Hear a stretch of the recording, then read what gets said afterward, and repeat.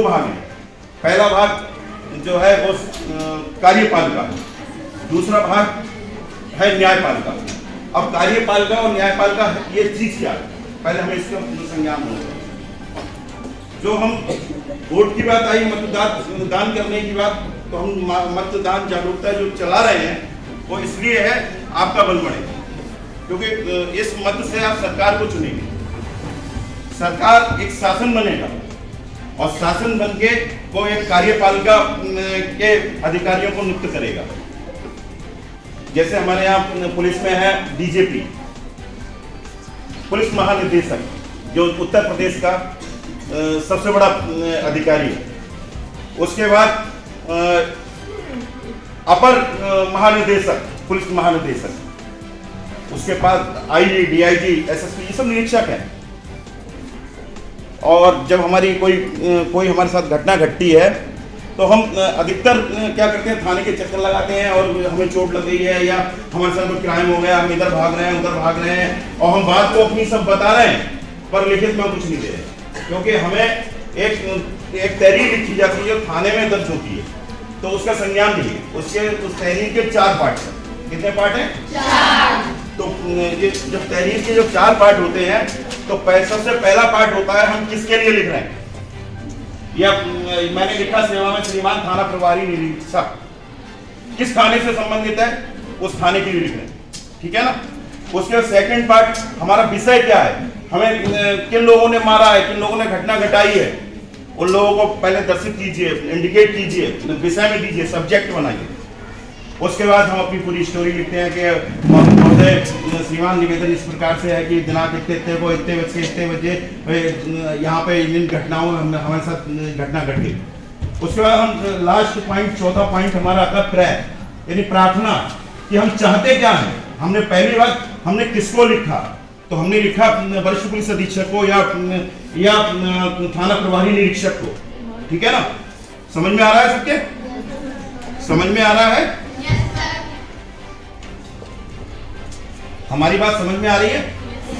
Second part जो हम complaint कर रहे हैं, शिकायत कर रहे हैं, उसका विषय क्या है, ठीक। फिर हम स्टोरी लिख रहे हैं कि हमारे साथ जो घटना घटी, तो उसमें कितने बजकर कितने मिनट पर किस दिनांक में किन किन लोगों ने हमें घटना के साथ घटना घटाई और क्या क्या कहा, ठीक। ये कौन सा पार्ट हुआ? Third part. फर्स्ट पार्ट किसको हम लिख रहे हैं, इंडिकेट कर रहे हैं, ठीक है, जिसके हम प्रयास करें, उसका नाम, उस पदाधिकारी का नाम। सेकंड पार्ट विषय, सब्जेक्ट, समझ में आ रहा है? सब्जेक्ट।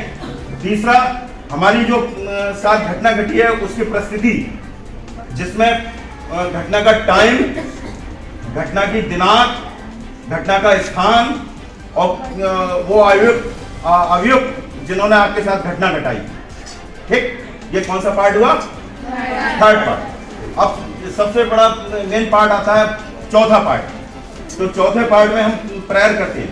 अतः श्रीमान जी से निवेदन है कि उक्त घटना को दृष्टिगत रखते हुए, ठीक है ना, इस थाने में मेरा अभियोग पंजीकृत कराने की कृपा करें। जब हम ये डिमांड करते हैं तब ये अधिकारी को पावर होती है कि वो आपकी कलम को चलाए और निर्देश करे और डायरेक्शन दे और आपकी प्रथम सूचना रिपोर्ट, जिसको FIR कहते हैं, ठीक है ना, उसको दर्ज करे। और दर्ज करने के बाद उसमें एक जो है जांच अधिकारी नियुक्त किया जाता है।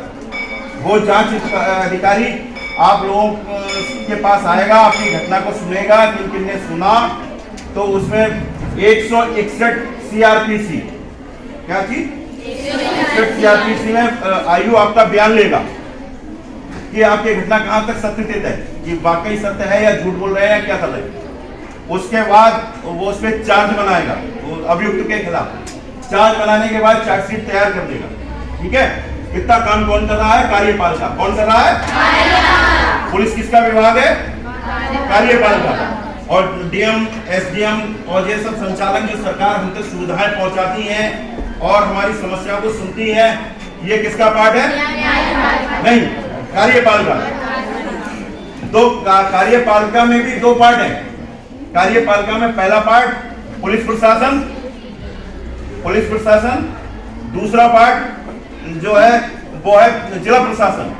जिला स्तर पे हमें सुविधाएं देना, स्वास्थ्य की सुविधाएं देना, सुरक्षा की सुविधाएं देना, यह हमारी जो भी भौतिक जिंदगी में जो चलता है, जो सरकार हमें योजनाओं के माध्यम से सबकी मदद करती है, वो उस योजनाओं को बताना। तो ये प्रशासन का काम है। किसका काम है? जिला प्रशासन का। किसका? जिला प्रशासन। अब हमने दो पार्ट बताए, कार्यपालिका, न्यायपालिका। हम न्यायपालिका में एक चीज है, सबसे जो हम वोट डालेंगे, तो वोट डालने के बाद हम चुन के जब जाएंगे, जो हमारा प्रतिनिधि जो चुन के जाएगा, जो मंत्री बनेगा या सीएम बनेगा, वो उसकी जिम्मेदारी हो जाएगी कि वो हमको सुरक्षित रखे, स्वस्थ रखे। ठीक है ना? हमारी तरफ ध्यान है सबका? सुरक्षित रखे हमें। ठीक है? तो इसके लिए ये कार्यपालिका काम करता है, वो सब प्रशासन की जिम्मेदारी है। ठीक है? दूसरा, अब न्यायपालिका का नंबर आता है। तो न्यायपालिका में जो FIR लिखी जाती है, FIR IPC में लिखी जाती है। इसको हम लोग कहते हैं भारतीय दंड संहिता, इंडियन पैनल कोड। ठीक, इसमें वो हमें बताता है इस अपराध के अंतर्गत ये अभियुक्त बनते हैं। ठीक, अब उसकी बेल की व्यवस्था होती है, तो बेल में बताता है CRPC, भारतीय दंड न्याय प्रक्रिया संहिता। समझ में आ रहा? CRPC में ही सारे बयान होते हैं, CRPC में ही सारा न्याय मिलता है हमको। अब बालिकाओं के साथ जो घटी घटना में कई प्रकार की एक विशेष अदालतें भी बनाई गई हैं, जैसे भ्रष्टाचार के लड्डू बांटते हैं। बेटी होती है तो बेसन के भी लड्डू बांटने से आनाकानी करते हैं और मुंह और लटक जाता है थैले की तरह, होता है। अभी मैं कल की ज्वलंत उदाहरण बता रही, मेरे घर के पड़ोस का ही मामला है। 2 बेटियां हो गई सर, उनके 2 बेटियां हो गई, तो बहू कुछ कह रही होगी। अभी एक बेटी 1.25 साल की है, एक जो है 3 साल की बेटी है। अब उसमें बेटी हो गई तो उस बहू की तो कोई गलती नहीं है। सही बात। बहू जो है काम करने के सिलसिलेवार अपनी सास को बच्चा दिया छोटा वाला और बोली मम्मी आप ये ले लो, मैं ब्रेकफास्ट बना लूं। उनकी सासू माँ ने कहा इसे ले जा, नहीं तो मैं फेंक दूंगी।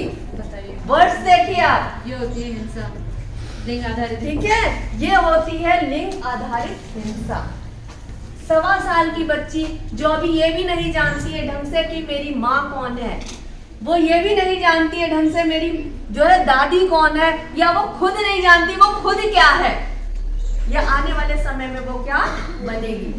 उसको वो कह रही है उसकी दादी कि मैं ले जाने में फेंक दूंगी। इस पे बहू ने सिर्फ इतना कहा कि मम्मी अगर फेंकना ही था तो मुझे ही नहीं लाती, और कैसे अगर मैं नहीं आती तो ये बच्चे नहीं होते।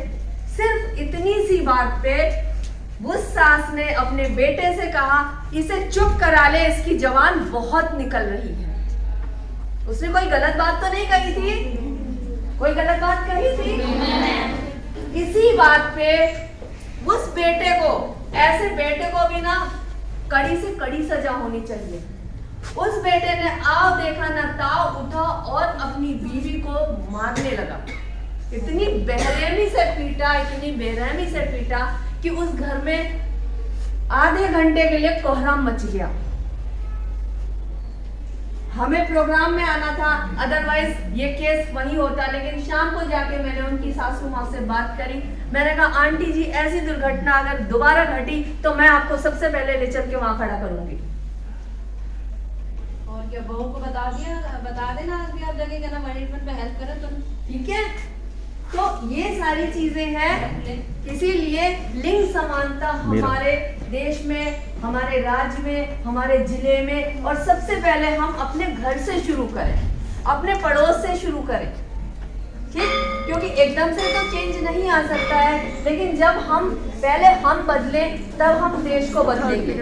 अगर हमारे घर में ही हो रही है, बच्ची हुई तो उसको ठीक है सरकारी स्कूल में डाल दिया, लड़का हुआ तो उसको किसमें ग्रीस प्रसाद में पढ़ा रहे हैं, ठीक है, कॉन्वेंट स्कूल में पढ़ा रहे हैं। तो क्या शिक्षा लेने का अधिकार सिर्फ लड़कों को है, लड़कियों को नहीं है? फिर कहीं कहीं तो ऐसा होता है लड़कियों को 8 तक पढ़ाया, उसके बाद उनकी शिक्षा दीक्षा स्टॉप। घर में सोचा कि चलो भाई आगे आपका है, बाल विवाह भी है, तो आगे क्या सोचते हैं, चलो लड़का देखना शुरू करो, शादी करो, निपटाओ। क्या लड़कियां निपटाने के लिए हैं? तो ये सोच भी कौन बदलेगा? हम और आप मिलके बदलेंगे ना, क्योंकि हो सकता है कि आपके घर पड़ोस में भी ऐसा हो, आपके किसी रिश्तेदार में होता हो। तो अगर बाल विवाह से संबंधित भी कोई चीजें आपके नॉलेज में आती हैं तो उसके ऊपर भी आपको आवाज उठानी है। दूसरी इंपॉर्टेंट बात, बेटा बातें मत करो प्लीज, ये आप लोगों के भले के लिए है, क्योंकि पता है अगर आप निकलने से पहले वो पुलिस को भी फोन कर सकता है, ठीक? तो ये सारी चीजें आपको बताई गई। नेक्स्ट है आपका लिंग आधारित हिंसा और लिंग समानता। जानते हैं क्या होता है? हाँ जी बताइए, कौन बोला इधर से? आप बताइए क्या होता है? मैम, जैसे लड़का लड़की में भेदभाव किया जाता है, मतलब लड़की को समान अधिकार नहीं दिया जाता है, लड़के को ज़्यादा माना जाता है। गुड, ठीक है।